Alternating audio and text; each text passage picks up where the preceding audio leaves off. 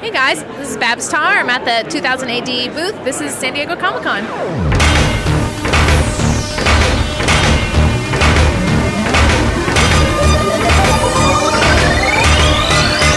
Alright, Tharg athletes, and welcome to the 2000 AD Thrillcast. We've been away for a few weeks due to technical issues, but we are back.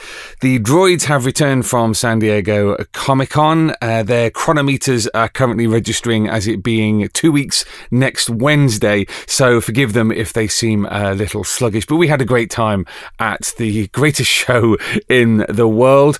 We recorded some of our panels from what was our biggest show at San Diego. For those of you who came along and said hello to the droids, thank you very much indeed. Hope you picked up some books. Those who weren't, unfortunately you missed a great show, but it's great to be able to bring some of the joy and wonder of San Diego to you on the 2000 AD Thrillcast.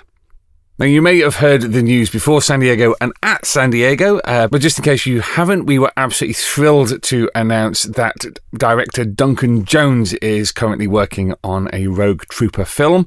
He's going to be writing and directing. That's all the details we have at the moment, but it's going to be exciting over the next couple of years to find out what his vision is for the blue-skinned genetic infantryman.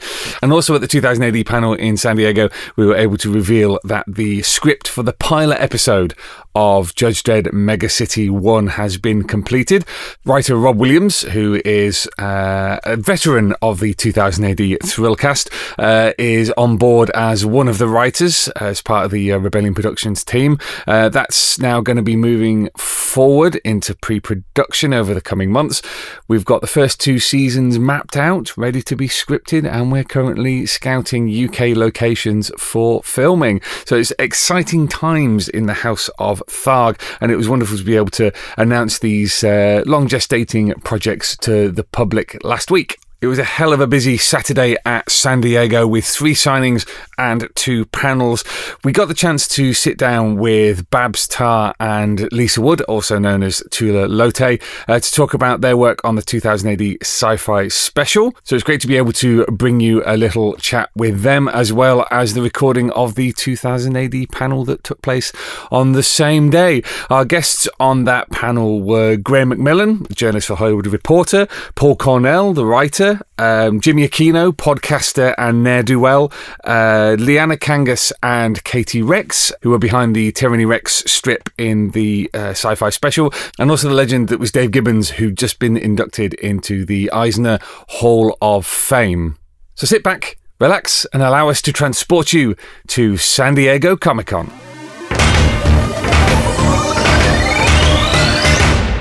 So I'm at the 2000 AD booth at the end of her signing with Babs Tarr. Hello. Your first experience of drawing for 2000 AD in the 2000 AD Sci-Fi Special. Yeah. Tell us a little bit how it came about. I got an email and I immediately remembered Sylvester Stallone's costume in the movie, and I was like, yes, because I actually had time. I was in between my Motor Crush arc breaks, and I was like, oh my gosh, I never get offered like short-term small things like this, and I got really excited. And the character's so iconic, and the costume's so iconic. And of course, I'm thinking of the old school movie one, and then I drew it in the comic, and they were like, Babs, you need to do his new costume. And I was like, it's 6 pages. Give me this. And I literally wrote that back, and they were like, okay. But I did compromise a little bit, and I added some Kevlar, but it is clearly the old school costume because that's what I wanted to draw. Because you know what reaction most fans kind of have to that movie, they hate it. It just makes their toes curl a little bit. Well, I like it. I love ham and cheese and camp. Takes the helmet off. Yeah, I know. Ridiculous. It's not supposed to do it. I mean, aside from the Stallone movie, you not had any sort of contact with Dredd as a character? That was it. Wow. I know. I know that. So Brendan and Cameron really liked it a lot, and then when I did get the gig, I went through it. I watched both the movies, and then I realized that Cameron totally ganked the like in Motor Crush, she uses an inhaler with a liquid in it. That's a little bit spoilery, but there's also a drug in an inhaler and a liquid in the Judge Dredd movie. And I was like, Cameron didn't make that up. He totally ganked it from this movie. I mean, we all steal a little bit of things out of everything. But I was like, shit, I thought he was so brilliant. No, he is. He's great. But I was like, oh, that's where he got it from. That's exactly where. So what did you think of Emma Street? Because she's the first woman to write Judge Dredd in 40 years. Wow. What? You guys? Yeah, I know. Oh, you guys. We're making amends. Okay. Well, it was great. It's the first time me drawing for anyone other than Brendan and Cameron. Is it? Yes. Because Batgirl was my first comic, and then immediately after that, we did Motor Crush. I didn't realize. Yeah, so this is my first time drawing for a woman. Yeah. And Judge Dredd, and someone other than those two boys. When we announced that you were doing it, a lot of people got excited because of Motor Crush and motorbikes and Dredd's iconic Law Master and everything. But it's not really giving you much of an opportunity to draw the bike. I mean, would you be tempted? I would totally draw him again if you guys ever wanted, and more motorcycle scenes, of course. But it was okay for me to take a break from that because that's what I've been doing for 2 years now. So I was okay with doing the feels for sure, and doing people hugging and being affectionate and being like, what is wrong? What is going on? It was such a good story. I don't know. You guys should definitely read it. It's really fun if you haven't picked it up yet. And obviously this is an all-female creator special. How do you feel about that? What's your take on what we've done with it? So when I said yes, I was just told it was a summertime special. I didn't realize it was an all-female creators book, and then later on I was doing an interview and somebody said that, and I gotta say I kind of got a little sad about it. And it's just because I'm sad that we need those for girls to get put on things. And I don't want people to pick this up because it's an all-lady book. I want it to live in a world where they pick it up just because it's a good book full of good art and good writing, and not just because it's all ladies. So I hope one day we don't need things like this. Sure. But I'm super happy to be a part of it, and being one of the bigger names on it, help elevate it and open more eyes and put more eyes on the other female creators in this book. Well, I think it's got a nice mix between people with an audience, big names, and not so known names, that's really cool. Yeah. I'm super stoked if you want to do more. Yeah, of course. Look at this guy. And you know what? This was so fun because I got to kind of try different art style. Right. When you're on a ongoing book, you have to draw the same art style for 2 years, 3 years. And then I was like, oh my gosh, I get 6 pages to play. Yeah. So I use this halftone in it, and I kind of changed my coloring style a little bit. And it was super fun because I never get to just play and have fun and do something short and light and experiment. Doing comics, it's such a big endeavor, and things like Motor Crush, it's going to be on a shelf for years, hopefully. Fingers crossed. But it makes you very sweaty about everything being perfect. And this was just very fun and playful. And of course I worked really hard to make it really good and not perfect and stuff. But also I got to just relax and have a little bit more fun. Yeah. So that was cool. And what did Cameron and Brendan think of it? They thought it was really good. Yeah. Cameron, I definitely showed it to Cameron. He's like, oh, you don't need a layout artist anymore. And I was like, oh, I asked Jake to help me with the layout. My friend Jake Wyatt. Because I don't know if you guys know this, but Cameron did my layouts for Batgirl and for the first 5 issues, and then he did the layouts for Motor Crush because I'm okay at them. I'm not great, and I'm real slow. So it's just easier for me to get somebody else to do the layouts, and then I'll do inks, and I love coloring. So it allows me to kind of not have to hire a colorist. So I'd rather color and ink it and then have someone else who's much better and faster at it than I am do the layouts, and then I'll do the shit I'm good at, that where I can make it sing. So that's me. Perfect. And it's working out okay so far. Good.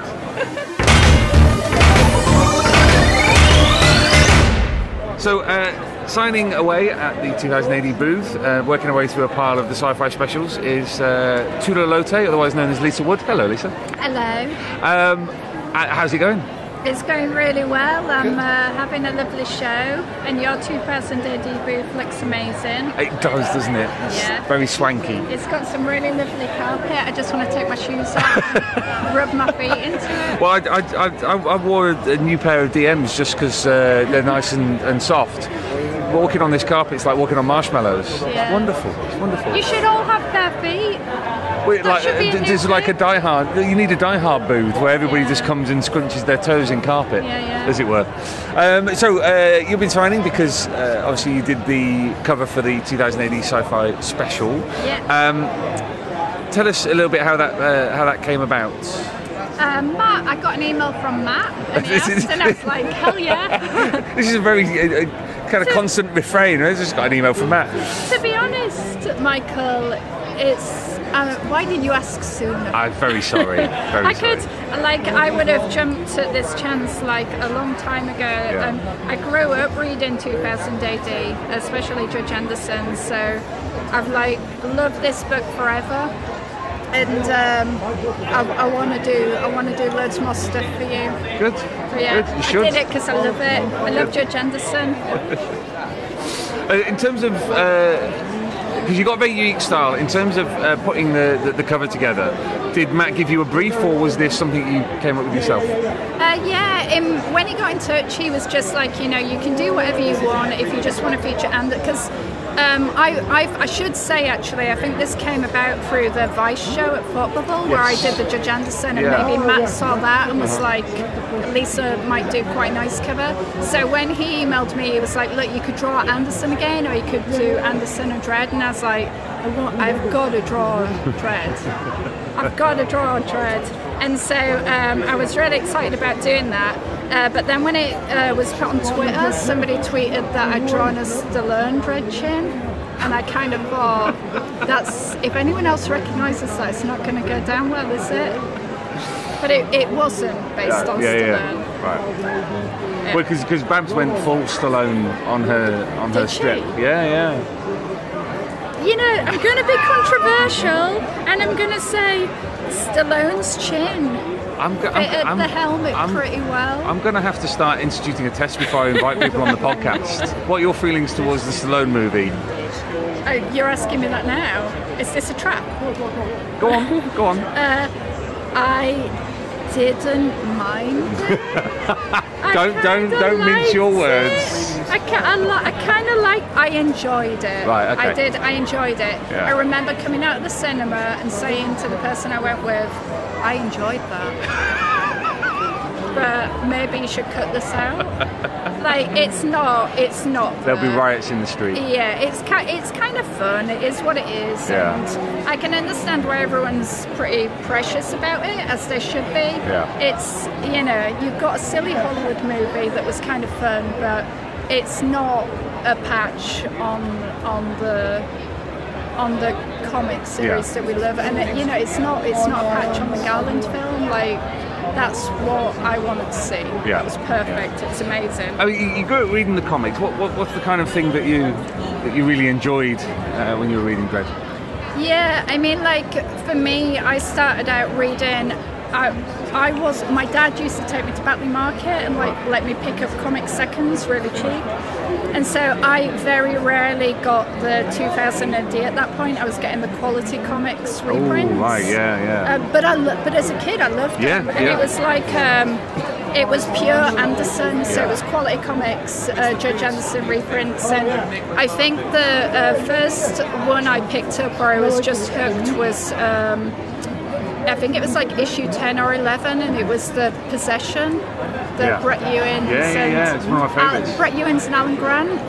Yes. And it just blew me away. Yeah. I think my love of sci-fi and probably horror and all that kind of stuff stems back to that time and maybe that issue, because suddenly I must have been 11. I'm looking through this comic that's pretty hardcore. I mean, it's pretty metal. And it was a bit scary and a bit edgy, and Judge Anderson was amazing, and I just remember being blown away by it. I loved it. It always struck me with Ewins' artwork how well he did do horror, because he had that such a designery, such a kind of pop arty kind of style. Yeah. And yet when he did horror, whether it was The Possessed or whether it was The Haunting of Sexter House 9, just really kind of in-your-face stuff. Yeah, he's amazing. And so, like, after that point, I was trying to pick. I never really had like. I never got like full comic runs when I was a young kid. Yeah. You know, it was always like bits here and there from seconds, so you never get a full run of something. So I could never have a full run of 2000 AD, but I would like dive in, dip in and out whenever I saw stuff or had the money. And so after that point, I had to pick up odd issues with Dredd and stuff in. But I think the thing that really like pulled me into it after that, when I was a bit older in my teens, is the Horned God. Right. And like seeing Bisley's stuff on that and thinking, oh my god, this like stuff just blew me away. Like, you know, it was amazing. And so, you know, after that, it was just picking up collections and some of the graphic novels, and like I really, really adore Arthur Ranson and Shambhala? Shambhala, yeah, that's amazing. And then like some of the Frank Whiteley stuff, that the beautiful watercolours he did with what's it called? Like, I've got the original art. Shimura? Yes! Oh, there we go, yes, Shimura. Right, there we go. That's it. Right. Yeah, so like all of that stuff, I just super loved it. And then, you know, in later years, getting the collected Judge Anderson stuff that reprinted all of those early stories that I read. Like, and it still holds up. You know, that Brett Ewins and Alan Grant story still holds up to this day. The art's just glorious. It's brilliant. Yeah. Tell us a little bit about your process on the cover for the Sci-Fi Special. Do you work exclusively digital now, or is it half and half? Actually, it's half and half. It always depends on time.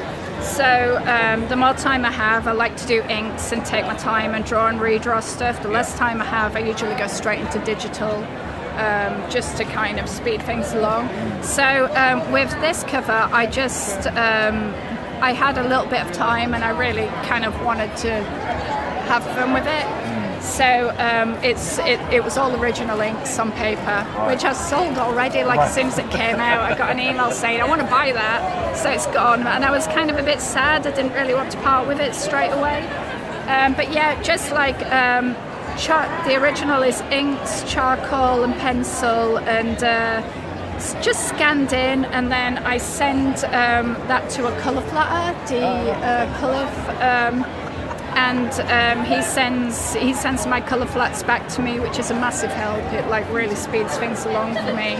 And I just take his colours from that. He's such a great flatter and great colourist himself that I often don't have to change things too much. So it's just a matter of keeping the colours that he sent me, just adjusting the hue saturation a little bit, but then, excuse me, putting all my textures on top. And just working into it that way. So I've got like a library of watercolour scans that I've built up over the years, and my colouring process after I've got the flats back is to just constantly keep laying these scans over the flats and then working back into it, and that's where it starts to look kind of pretty painterly and watercolory. It's like original watercolours laid over the top in like multiple layers in Photoshop, and that's usually how I work with all my covers. Right, brilliant. And I mean, you've already said this, but you'd love to do more. Yeah, I would. I mean, like, it's always tricky. Like, I think anyone would say this, really, but like sequentials are very hard and time consuming. And for me especially, it takes me a long time to do interiors. And so, you know, it would be a dream to do 2000 AD interiors, but like in terms of my schedule at the moment, that might be like a little more in the future. But I mean, in terms of covers, I'd love to do more. Give me some more covers. All right.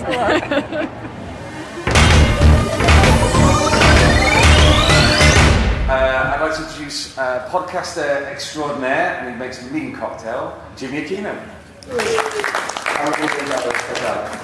Hollywood reporter. Yeah, that works. Yeah, Sure. Graeme McMillan. Artist extraordinaire, Liana Kangas. Hey. Writer. I've clicked into default now. It's extraordinaire. Amazing writer. A very good writer, Katy Rex. Medium adequate. And last but definitely not least, Eisner Hall of Fame inductee, Dave Gibbons.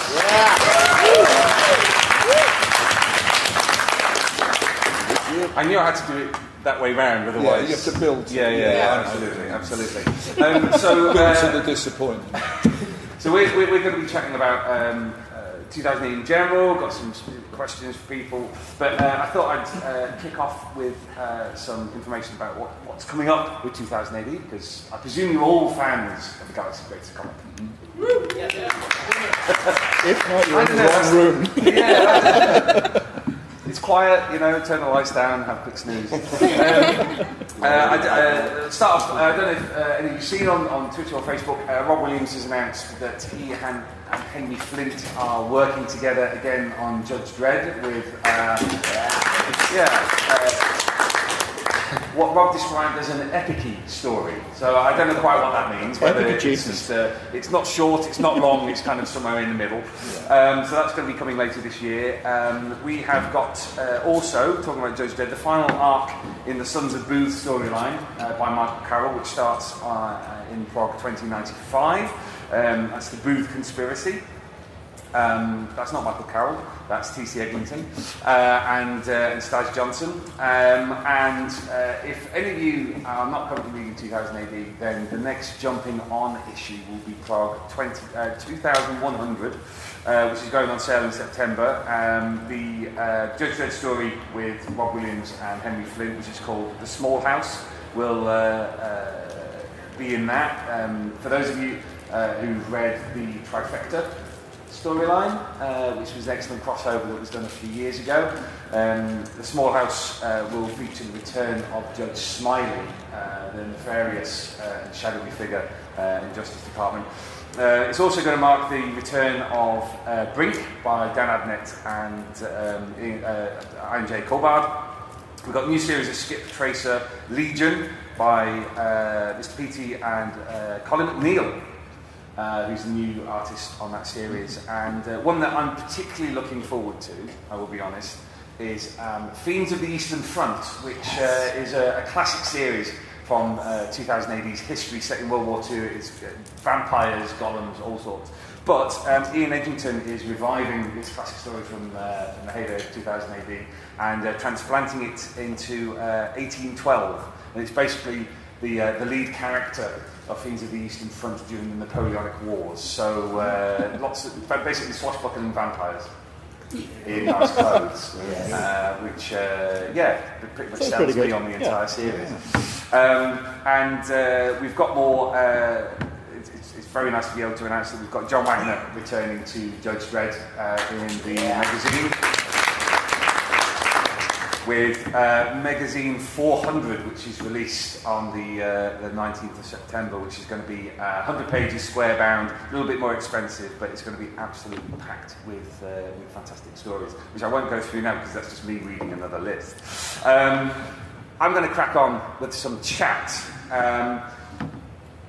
Let's talk about the 2000 AD Sci-Fi Special. All right. Which Hey, what's up? Which is now out on both sides of the Atlantic, even if Diamond have lost it. It's available digitally. They've lost the palette.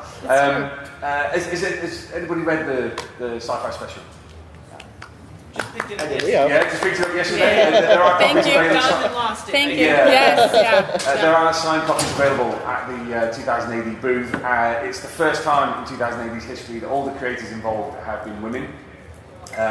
It is, and I'll be honest with you, and this is my personal opinion, but it's been far too long in coming that we've not really, in our 40-year history, had many women working on 2000 AD. That started to change in recent years with people like Emma Beebe, Alex de Campi, lots of, several others. I said lots, and then my brain went, some. And the Sci-Fi Special is a declaration of intent more than anything, and it's wonderful to be able to welcome creators such as Babs Tarr, Lisa Wood, and Katy and Liana onto 2000 AD. Let's talk to you guys first. So you did the revival of Tyranny Rex, Yes. which is one of John Smith's characters who's been intermittently in 2000 AD over the years. Katy, do you want to tell us a little bit about how the project came about? Sure. I'm gonna right there. Yeah. That's fine. Okay. Yeah. Cool. Basically, you emailed me. Is that the story you want me to tell? No, the other one. It's If we want the story to be really that short, sounds you have to think of Sorry. another question to ask. Then yes, but you know, maybe I don't know. Elaborate a little. Make it sound magical. Otherwise, we'll be done in 10 minutes. I'm okay with that too. Okay. I guess it happened because I've been working with you guys for 4 years now at the booths as a 2000 AD super fan, basically. And then I guess that gave me the background to be able to pick a super rad character like Tyranny Rex. So no relation. Yeah, okay. That's what I got. Right. I mean, but in terms of the story, the reason why you chose Tyranny Rex and the story you wanted to tell with her, it's kind of riffing a little bit off what's gone before, but also being something of an origin story. Do you want to kind of explain what you tried to do? So I deeply identify with her because she's kind of like a ne'er-do-well. She's a green chick with a tail. And she's an artist. And so I thought that was a great place to start. I also was riffing on the idea that you wouldn't download a car. And that's kind of the jumping off point for the story. And I really like her whole piracy thing. Like internet piracy, not like swashbuckling in this case. And I just had fun with that. I lost an earring. Yep. It's going well. It's going very well. Wait, I'll give you a rest, don't worry. Move on to Liana. Hi. Hey. We've had you on the 2000 AD podcast Yes. to chat about this project. Yeah. But explain a little bit about A, how you came to be on it, and B, what you tried to do, because your art style is something that hasn't really been seen in 2000 AD. I think the closest we've had was Ryan Hughes, who's now a logo designer, but he did a lot of art for 2000 AD in the 90s. And it's got that kind of, I don't know, slightly kind of 1960s Team Debs a Go-Go kind of feel to it. Thank you. It's all right. I appreciate that. Do you want to... how did you approach it? Because I assume you'd never heard of Tyranny Rex before. I hadn't, and I can tell a much longer story if you want me to. Yes, please do. We can take up I'm as like much just time. really bad at words, okay? You wouldn't think so. One of the as the writer on the panel, that is not a great thing to I have to have. work with her. This is great. I got an email when I was on a phone call with another writer friend of mine, and I had to double back and Google it because I was like, this doesn't seem like a real email. It's a good start. It was because of the rebellion address. But I got the email while I was on a phone call, and I was like, oh, they want me to be on this book. So and my friend was like, are you effing kidding me? I'm like, what? And I was like, no big deal. It's fine. Yeah, everything's fine. So Matt contacted me and said, hey, do you want to work with Katy? It's on this character that Steve Dillon was a part of, right? Yeah. Totally. And Steve Dillon's one of my heroes, so how do I say no to that, you know? And I had already been familiar with Katy's work on Jade Street, so yeah. And Tyranny Rex is a great character in terms of 2000 AD. I mean, for a female lead that's a Sauron, can't really go wrong with that. And she holds so many roles, so versatile, that Katy did a rad job writing one side of her that could be many other sides. But yeah, you definitely got to pick it up. It's a rad story. So. It's fun. Okay. It's fun. Katy Rex. You're very good at words. I kind of want to ask, with a character like Tyranny Rex, where there is background, there is backstory to her,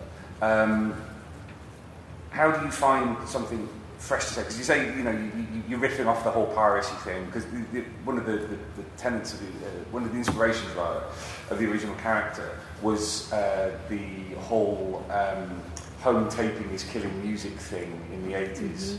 And of course that's now upgraded to you wouldn't steal a car, you wouldn't steal a handbag, you can't skip through a beginning DVD. Which is why I don't watch DVDs anymore. While riffing off that, how do you bring something fresh and new to a character like Tyranny Rex where it's fairly well established? That's a really good question. Okay. Please give your answer into the microphone. Okay, I'm trying. I'm trying here, Michael. Okay. I'm doing my best. Mm-hmm. Yeah, carry on. I think that just because she is so multifaceted, it wasn't hard to come up with something new because she could do just about anything. Mm-hmm. There are actually very few. She literally was a nun at one point. I can't think of something that she couldn't do. Doing that research was a little crazy. Right? Yeah. She was a killer nun. It's like, so am I missing something? Are some of these facts wrong? Yeah. There's always going to be a fresh take on Tyranny Rex because she's just so versatile. Mm-hmm. You could use it for current events fairly easily. It's very great in that sense. Graeme, I want to move on to you now. As someone who's... Is my microphone on? Yeah, oh, that's good. P.S. Paul Cornell just joined us. Yes, sorry. Paul Cornell. Just galloped through the convention centre to join us. Hello, Paul. Graeme. Yes, sir. Because you've written about the Sci-Fi Special. Yes. I wanted to get your reaction to what 2000 AD has done. I think it's remarkably exciting. Yeah. 2000 AD. In sort of general and thinking in terms of the American market, I grew up with 2000 AD, then I moved countries like an idiot, and now I think of the American market. And there's so much possibility with 2000 AD in terms of the history. It's a 40-year-old comic with 40 years worth of stories to uncover, and then they bring out the Sci-Fi Special, and they're like, oh, there's even more we can do because there's this market of creators we've never really tapped. And they have things to offer these characters that have never been offered before. So it's just, again, opens it up so much more. I mean, we talk about kind of fresh perspectives and new voices. I mean, that's what 2000 AD is famous for. Well, quite, yeah. Through the entire history, even in the start, when it's Pat and it's John and it's Kevin and all the original creators, they'd been working in British comics before, but they were doing something new to them. And then after that, they just brought on these talents that would then go on to just, here's Alan Moore, I wonder what he's going to do next. Here's Grant Morrison, I wonder what he's going to do next. Peter Milligan, Al Ewing, Henry Flint, Rob Williams, continually just bringing on new voices, new perspectives, and applying them to the existing characters, but also, and this is really important for 2000 AD's appeal, new stories as well, new characters. It continually innovates. It's a comic that keeps the old audience happy, but continually does new things. Jimmy, sorry, Dave. No, I said that was a good point because there used to be a thing that seemed to happen that you'd get work at 2000 AD doing some future shocks, write a couple of series, then get shanghaied by the Americans. After 2000 AD, it essentially made you and groomed you. Yeah. But in fact, hearing you say that actually now seems quite a positive thing because that outward pressure creates pulls space people into it. For new people. And I think also what's always been great about 2000 AD is it has got room to accommodate and try out new creators and new approaches that, say, the American comic book model hasn't, because Well, you're if you committed have- to a whole book Yeah, or a if you whole have long one series. story for the whole 22 pages, Yeah. if that story is rubbish, no one's going to buy your comic. Yeah. But if you have a failure in 2000 AD, it's great. You've got 4 other stories Yeah. that are going to work. And so usually, you can't We experiment. don't use the word failure. usually it's going to be worth John buying just for Dredd. You know, Yeah. even if everything Yeah. else Yeah. is a disaster, Yeah. there's always going to be a good Dredd in it. You know. Yeah. Jimmy, Yes. what's been the reaction as far as you can see to the sci-fi So the special? special, I feel like it's been pretty positive. We reviewed it on the podcast and loved it. I'm a casual 2000 AD reader as a American, but I do think it's making it bigger. I love what you guys have been doing with releasing the trades. That's how I caught up, because I just read a ton of, going back to the very beginning when Dredd was skinnier and everything that he's aged, and I've been reading things like Harlem Heroes and ABC Warriors and all this Nikolai Dante, these really great strips. But I think it's great. This was great, bringing in all these different female creators, because it brought in a whole new audience, I think, who are fans of their work. Your story was fantastic. Babs Tarr, Tilly Walden, the names that were on there were incredible. And there was a little, as with anything, there was a little like, oh, they're being PC with all women, whatever. I don't care. It needs to happen more. I don't care. As a person of color who used to be a former in the entertainment industry, I'm happy that diversity is happening, whether it's whatever reason they want it to be. It's happening and it's important and it's great. Yeah. And this was a fantastic initiative, so I think it's got some good feedback. Yeah. As somebody who has been in a male-dominated industry for a really long time, I think it's not that long. I'm not that old, you guys. I think it's really cool and refreshing to not feel tokenized, though. Right. Absolutely. Yeah. I was a little worried that an all-female issue was going to be like just for show or dumb. and it was not. It was taken very seriously. It wasn't just to make a point. It was to It was like actually actively curated. Yeah. Like- it was to engage us. Yes. It was good. It was really Yeah. good. And also, it was great. Yeah. But the entire, there was not a weak story in that entire issue. It was it was one of the best standalone issues of 2080 recently. I think it was No a junk great food. issue. It just happened to be created by all women. I quite liked the. I think it was it Mia Moore who said.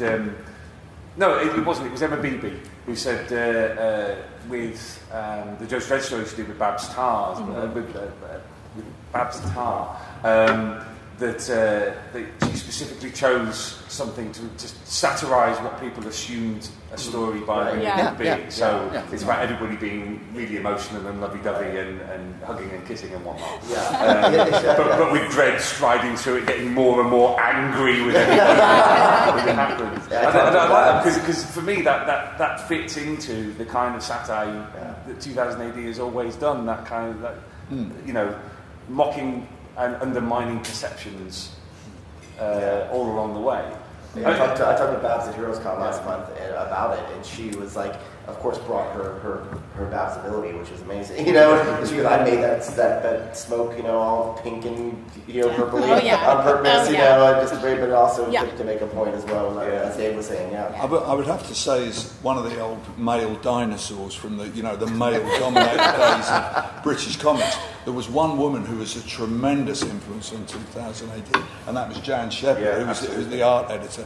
And I believe she designed the Judge Dredd logo and did all sorts of things, cleaned up some of my artwork to make it look better. And she was a very strong influence way back in the early days. So it's great to see things finally completely changing, isn't it? Paul, down the end.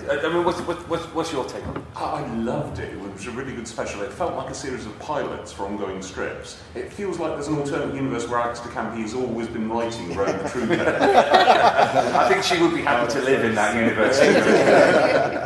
And sales were, I noticed a tweet from Big Bang, an awesome Dublin comic shop, which said that the sales were through the roof of the special. It seems to have brought in a huge new audience. Yeah, it's the best-selling special that we've had since we started doing specials again, which is Special. Really nice. Yeah, very special. Yeah, and certainly,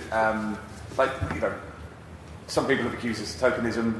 We think that's unfair because it's not that all of a sudden we're just going to go back to how we were before. We do have a commitment to bringing more women and people of colour to 2000 AD. In fact, Alex, talking about Alex DeCampi, she's coming back in magazine 402,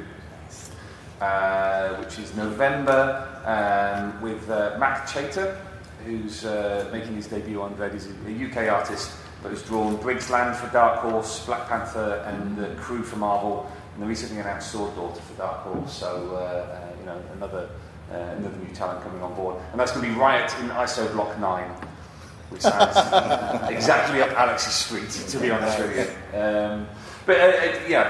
It's bringing new voices is always going to be a challenge.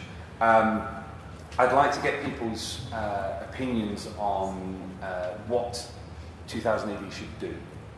You know, if you were Tharg and you wanted to bring in new voices, new styles, new ideas, what would be the thing that you would first do? Not that I'm writing this down, I think keep doing what you're doing is doing these specials like this. Just having a special, bringing new voices, bringing new creators, give a different look to what they're normally used to seeing. You know, that's something like Archie Comics has been doing brilliantly for the past 15 years or so, changing the look of things with new artists and writers and things like that. I think is bringing a whole new audience. And you'll still have that. You go like, that's not mine. You'll still have it. It's still there. All those old books are there. You can get them. And dig through. So I think something like that, just keep bringing in more new talent across both sides of the pond. 2008's always had a structure to bring in new creators. The Future Shocks, the Time Twisters, has always been the you're a new creator, here's 5 pages to show what you can do. To flip it around a bit, if I was Tharg, I'd be looking online.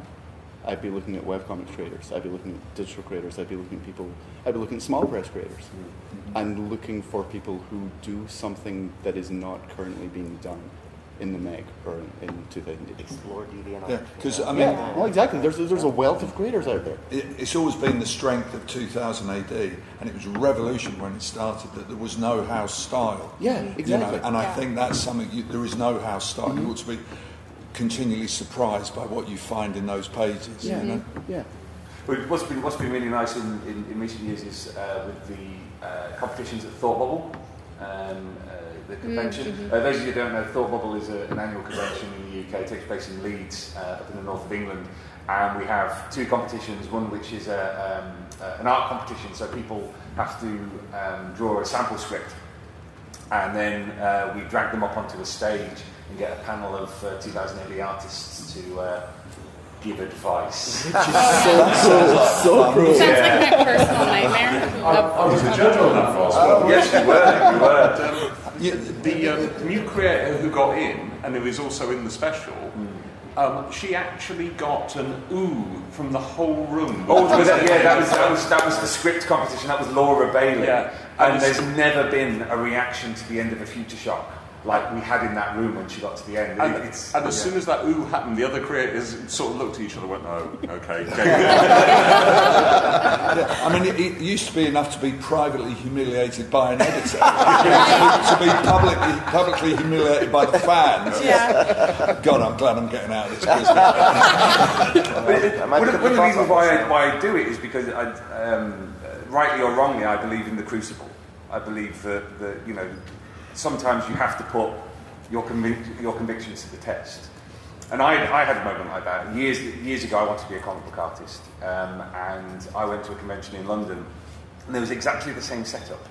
You know, you put your artwork onto an overhead projector, and there's artists, and one of the artists was David Lloyd. And the host knew me from my day job when I was a reporter, and he said, oh, this is Mike Walsh, he's a reporter of this paper. And David Lloyd looked at the artwork and he went, why do you want to be an artist?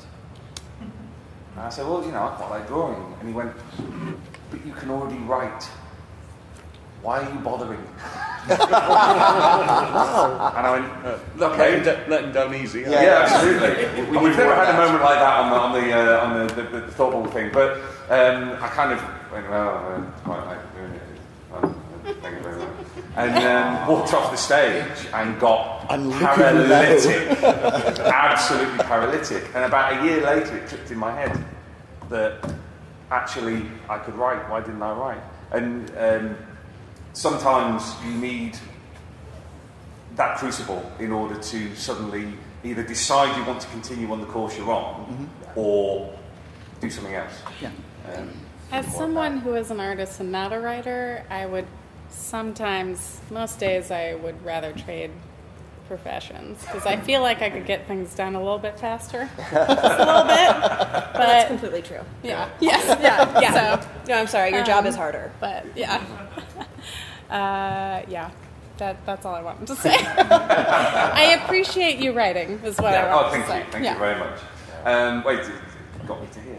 So that's anyway, I want to move on because we've gone up to half past. But did everybody hear the road trooper news? No. What? No. What's happened? Don't fear. Okay. So, if anybody hasn't heard, Duncan Jones, the director of Moon and Source Code, is going to be making a road trooper movie. And he's going to be writing and directing. He's started work on the script already. It's a joint venture between his production company, Liberty Films, and Rebellion, the owners of 2000 AD, and we're very excited. I might have had a couple of sleepless nights. No. sorting all of that out before suddenly you want to make the announcement when. Well, now you've all figured out why I'm on the panel. Yes. I'm one of the I'm panicking. But I wanted to talk to Dave. I mean, it's still very early days, but I wanted to talk to you about Road Trooper. And specifically, one question. In a lot of the reaction I've seen to the movie news, everyone's very excited. Everyone's looking forward to it. One of the things that I really noticed is that quite a few people have said, "Oh, I was never a big Dredd fan, but I always liked Road Trooper." And it really struck me that Road Trooper was a very simple character. It was very straightforward. In those first stories, he's been betrayed by a traitor general, and he's hunting him down. And he's got the spirits of his dead buddies who talk to him, and not in a creepy way. What is the enduring appeal of a character like Road Trooper? Why is he still so popular when effectively his mission ended? I suppose because unlike Dredd, who depends so much on the supporting cast, and the city itself is a character in Dredd, really Rogue to me has always had that feeling of being like a sort of a cursed loner. He's the last survivor, and he's stuck in an environment that he's supremely well suited to be in, but he doesn't really want to be there. And I think there's something about that he's, in a weird way, he's almost, I think, a tragic figure. And I think certainly one of the influences on me when I was contributing my bit to the creation of Road Trooper was I was hugely influenced by a TV series called Kung Fu, which starred David Carradine, who was a Shaolin monk who'd been thrown out of the temple and was now wandering the Wild West, who was very, very peaceable but kept getting into situations where he had to fight very successfully and very effectively. And I always saw Rogue as that kind of character, somebody that you could feel, although he's unhuman, a kind of human empathy with for the horrible situation that he found himself in. And plus also, in a way, it shouldn't have been a surprise that he was successful. I mean, clearly, I'll take all the credit for the art that I can, and I would give Jerry all the credit for the writing. But in fact, Tharg did ask his readers, what kind of story would you like to see in 2000 AD? And Future War was the overwhelming favourite. And of course, it gives you everything you need in a science fiction comic. It gives you a good hero. It gives you an unusual and exciting setting for it. It gives you the possibility of wonderful new killing machines and weapons and everything like that. So, yeah, I think those are the elements that are in Rogue that makes it successful. Because rereading it recently, it struck me how much Rogue as a character reminds me of the central character in The Stars My Destination. Oh yeah, Gully Foyle. Gully Foyle, yeah. Having that singular vision and constantly pursuing it regardless. And almost knowing that journey will consume him in some way or form. Well, in fact, The Star's My Destination, also known as Tiger, I believe, is my favourite science fiction of all time. And I'm going to go way off the track here. You may or may not know, but as an interesting point of fan trivia, it was written by Alfred Bester, who actually cut his teeth writing for DC Comics. And actually is the guy who created the Green Lantern Oath, in Brightest Day in Darkest Night. So that was Alfred Bester, and that's why that's such a wonderful book. I tried to draw it as a comic when I was a kid, and Howard Chaykin did an illustrated version. An Australian artist called Stanley Pick did a version of it. And I never thought of him until you just mentioned it in the context of Rogue. But yeah, that's something about that singular vision, that kind of unique perspective on things, and the discipline as a soldier that he's going to pursue it until the end, come hell or high water. I think you're onto something. Yeah. Paul, I've just had a thought. Can I just mention the Lone Ranger here? Yeah. In that there's a individual member of a military unit whose buddies have all been killed, who's out there somewhere and can appear suddenly to help people who are in a great deal of trouble. Yes. And he's actually, his name even sort of Lone, Rogue, Ranger, Trooper. I think that's completely unconsciously, maybe. Well, do you know, this is amazing, because one of my favourite characters when I was a kid was the Lone Ranger. and I remember being thrilled beyond measure when one week they showed the origin of the Lone Ranger. And it was shot so you never saw his face. As a Texas Ranger, he wasn't wearing a mask at that point. You never saw his face. And it was him and his platoon, or whatever you have of Texas Rangers, riding into this gully, being ambushed by the bad guys, everybody killed, he himself left for dead, the Indian Tonto coming along and rescuing him. That's very, very interesting. If that was a derivation, it was unconscious. But certainly I think they all plug into the same thing, which has an emotional connection, the last of your kind who wants to avenge the wrong that's been done, Really, I feel like we're really drilling down into the psychology of Jerry Finley and Dave Gibbons. Just imagine if I'd had a couple of beers at lunchtime. You've got to be sober for this sort of stuff. I've got some whiskey if you'd like. So. Yeah. maybe soon. Graeme, I want to come to you just because Duncan Jones, big 2000 AD fan, very, very public 2000 AD fan as well. I mean, one of many. What's your take on him being both the writer and the director? Ridiculously exciting. Because it's someone who knows the material and loves the material. I mean, he teased on Twitter by going, "Here is my Blue Mohican." And everyone who got it, if that makes sense. And it's the point where you're like, oh, he's a fan. We're safe with this because he understands why this works. He understands what this is about. So yeah, it's very exciting. I may have heard a hint ahead of time, and I lost my mind. I really did. I don't normally leak secrets, but you didn't officially. I didn't officially leak. No, it, you leaked enough that I worked it out. Yeah. Yeah. Well done you. Jimmy, what about you? Now, it's not a character that has much visibility outside of 2008 fans. No offense. No? But what do you think the chances are of it standing alongside the wealth of superhero movies and comic book movies? It certainly has a chance. It's just finding the audience to embrace it, and if he wears a shirt. But for those of you who don't know, he is shirtless throughout. Yeah, that's militarily odd. See, that's my concern. That's my concern is that, the very first, the recent Dredd movie was brilliant, and you never saw his face, but of course it's Stallone one. We gotta show Stallone. Now, will that bother you if they give him a shirt or a jacket or whatever like that? Then do you want the look to stay the same? Yeah, well, there's a very good reason for that. The whole point of it is that everybody else on that planet, which is full of radiation and poisonous gas, has to wear clothes, has to wear suits to protect them. Right. But Rogue is as vulnerable to that sort of stuff as you can get, and it's to show that it can't affect him. Right. I mean, there are other things that we never really showed very much with Rogue Trooper, because I always imagined that he could regenerate wounds. If he got his arm chopped off, it would grow back.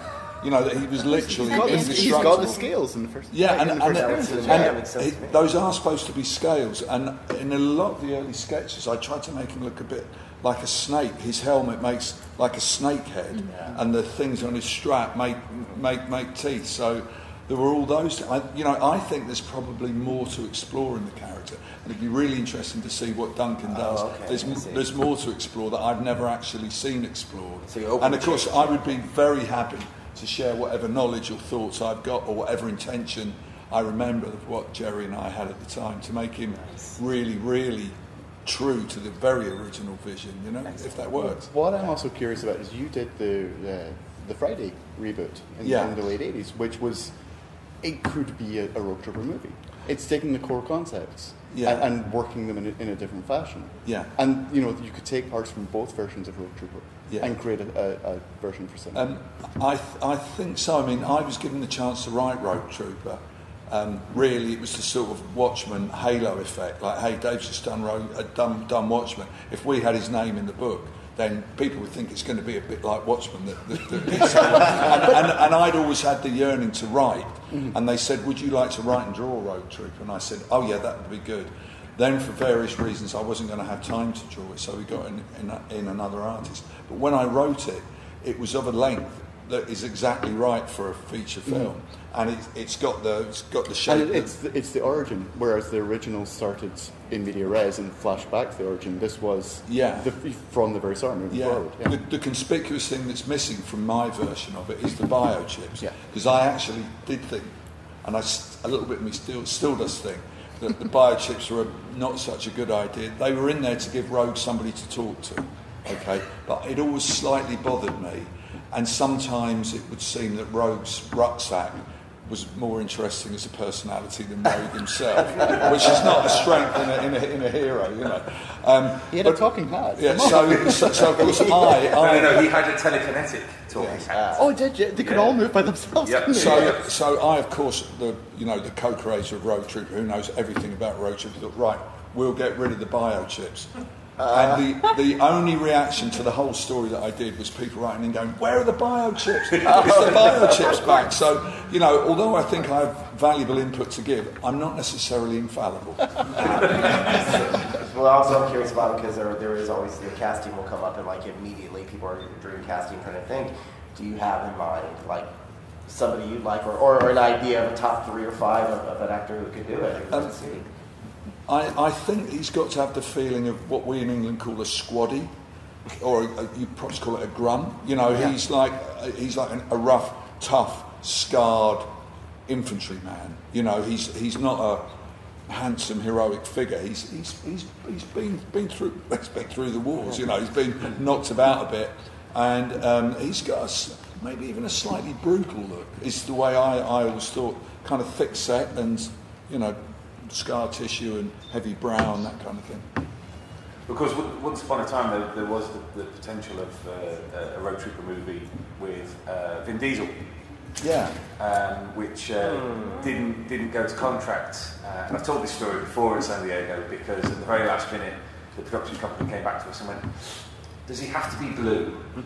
That's my concern. That yes. And they went, "Well, what if just his veins are blue?" And Jason Peasley went, "Veins are blue." So I didn't go off the ground, unfortunately. I mean, to be honest with you, he doesn't have to be blue. I mean, he just doesn't have to have human skin. Yeah. And if you give somebody, right, so we've got Caucasian people who've got pink skin, okay, so you can then go to green. Now, if you do somebody green, they look like they're a bug-eyed monster from Mars, You go yellow, that doesn't quite work. You go very, very dark, that doesn't quite work because it's too much like other variations of humankind.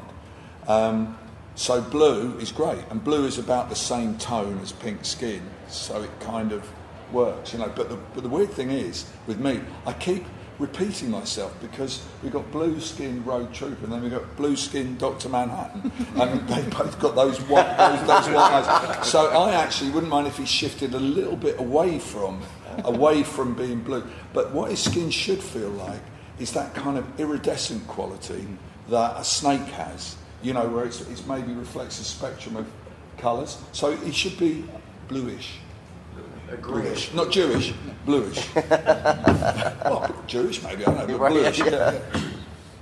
Brilliant. I mean, we've not heard from Katy and Liana. I mean, I don't know how much. I know Katy knows who Rogue Trooper is, but Liana, based on just what you've heard from us chatting, is this a project that interests you?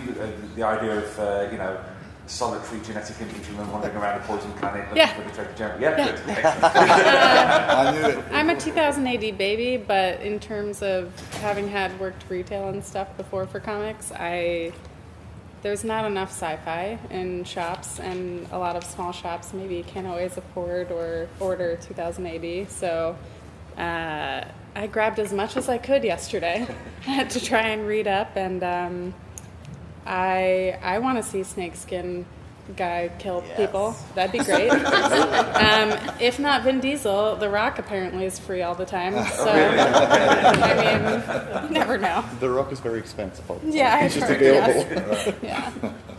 No, it's one thing that really struck me in talking about War Machine was I think we were talking about this the other day.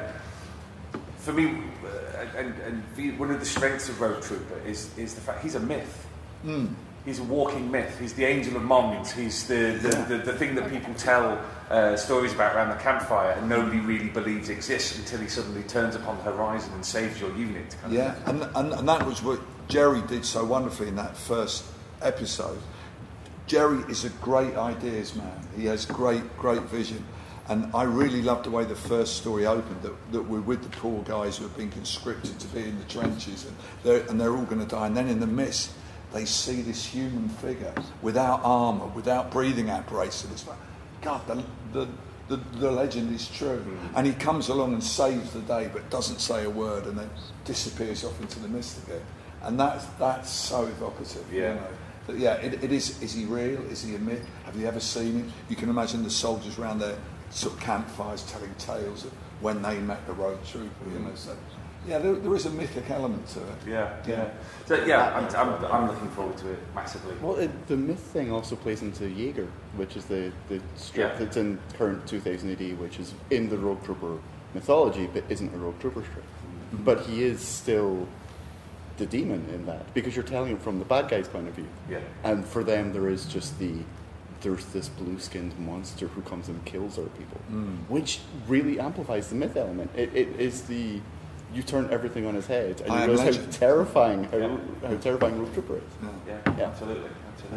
I mean, it's nice that you bring up Jaeger, because somebody was asking a journalist was asking at the booth whether is this going to be the start of a shared universe thing? And I went, well, it is. Although some of the stories in 2000 AD do kind of fit together technically. There's been the odd story. There's been one story where Rogue Trooper ended up in Mega City 1. Strong Team Dog has ended up in Mega City 1.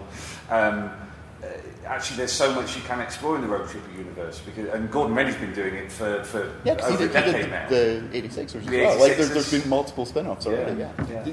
Could I just say there was one idea that I had for Rogue Trooper when I thought I might write some more after War Machine, and it was the kind of Tarzan in New York kind of thing, where Rogue finally gets off the planet and he just starts killing people. You know, I was inspired by those stories of people who came back from Vietnam, and I'm sure from other wars, and they'd be at home in their bed, and their mum would come in and wiggle their toe to wake them up, and the next thing she'd be in the corner with the guy's hands at her throat because he'd been conditioned to wake up and kill. And I could imagine Rogue trying to integrate with normal society. So I mean, that would be a long way down the road, but I think there are all sorts of approaches that you can take with a character like that. Well, I mean, that's Tor Sayan. That's the spin-off from Mercy Heights, John Tomlinson and Kev Walker, where a blue-skinned character is an ambulance driver, and the central question is he Rogue Trooper, or what is the connection between him? And it was, John doesn't necessarily think that he explored it in the way that he wanted to, but you do have some nice moments where Rogue becomes effectively a ghost in this guy's mind, sort of egging him on.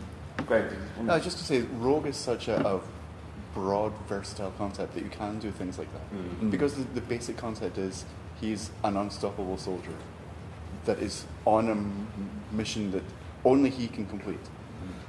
And only he knows when is complete. And you can tell every story about that. You can tell there was a series about the Trader General.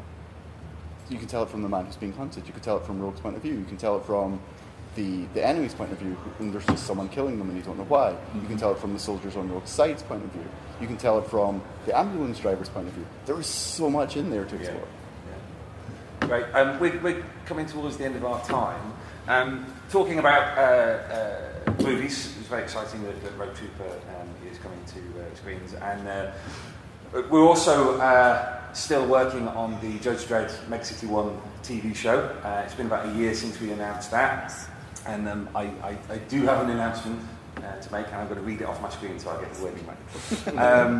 It's very exciting that the script for the pilot episode has now been completed, and we're going to be moving forward with the plotting. Well, we've moved forward with the plotting for the first 2 seasons.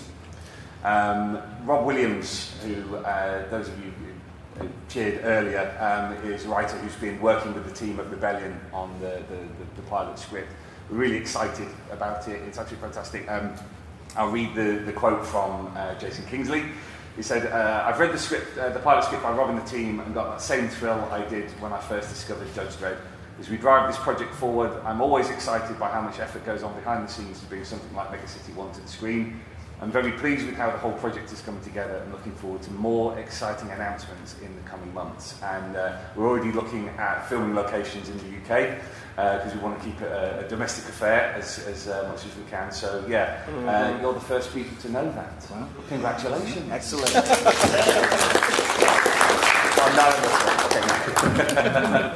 So yeah, that's going to be very exciting, and as Jason says, we've got a couple of big announcements coming up fairly soon. So I've got a lot of work to do when I get back to the office, really. But I wanted, in the last few minutes, I wanted to offer the floor up to any questions people might have for the panel. Oh, we've got one over there. What venue are you expecting to release the television show on? We don't know yet, unfortunately. I'd love to be able to tell you that. We have had an awful lot of interest. What's been really interesting is just how many people loved the Dredd movie in the industry. We had a lot of emails, we had a lot of DMs on Twitter, people going, oh, I hear you're doing a TV series, you might like to consider us. Hopefully within the next few months that'll be an announcement that we can make. Any more questions? Yeah? Well, to the panel members, if you had your choice as to which 2000 AD character you would adapt next into a movie or TV show, what would be your personal choice? Zabo. Strontium Dog. Well, that's exactly what I was going to say. I was supposed to be first on the field. So just think of something. Why don't you go first? Yes. Well, I'd like to see Strontium Dog. Again, because I think the basic premise of the character is so strong. I think, it's got nothing to do with the complexity of stories or art, but it's the basic idea is so strong. But there are so many wonderful characters in Road Trooper. For some reason, I'm even thinking, and I don't know if this is heresy, I'm even thinking Ace Trucking, But that's just me. So I'll say Ace Trucking, and you can have Strontium Dog. As long as they keep the original language, people have to go into the theatre with a translation guide. And a CB radio. Yeah. Katy. I want to see a Button Man movie. Yeah. Oh. That'd be awesome. Yeah. I'm still the baby, so I'm going to say Judge Anderson because I really liked the movie, but also because female lead, telekinetic powers, can't go wrong with that. Absolutely. Still Zombo, but maybe Al's baby because I think it's hilarious. Nemesis the Warlock. Oh, yeah, definitely. I was going to say Halo Jones, but I don't think we need to go there, really. But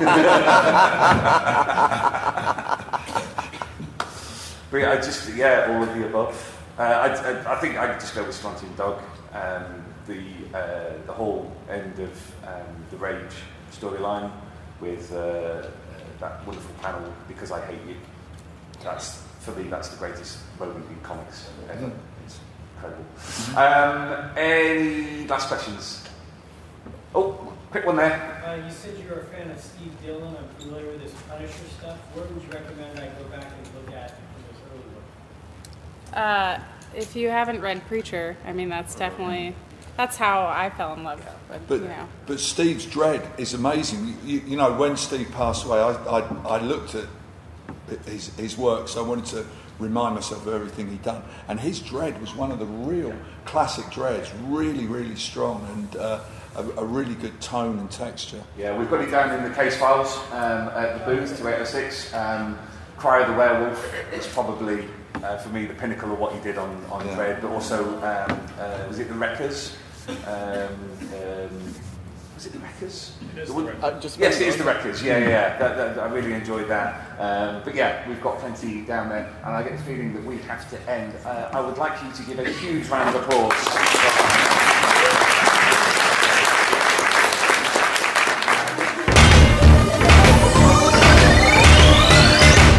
Well, thanks for joining us on the 2080 Thrillcast Earthlets. Hope you enjoyed those little chats with Babs and Lisa, as well as the 2080 panel. We've got more coming up from San Diego Comic-Con over the next few weeks, so make sure you stay tuned and help spread the word about the galaxy's greatest podcast, Splundig Verthrig.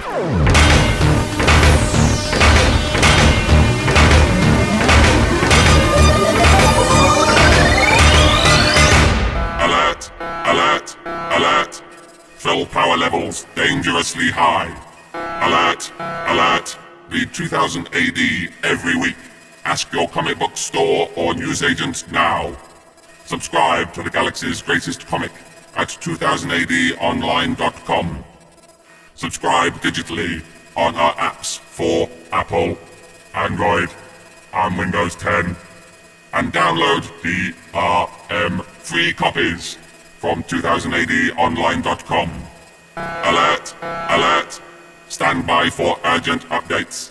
Search for 2000AD on Twitter and Facebook. Watch the latest videos at youtube.com/2000ADonline. And follow on Instagram at Insta2000AD. Program complete. Shutting down.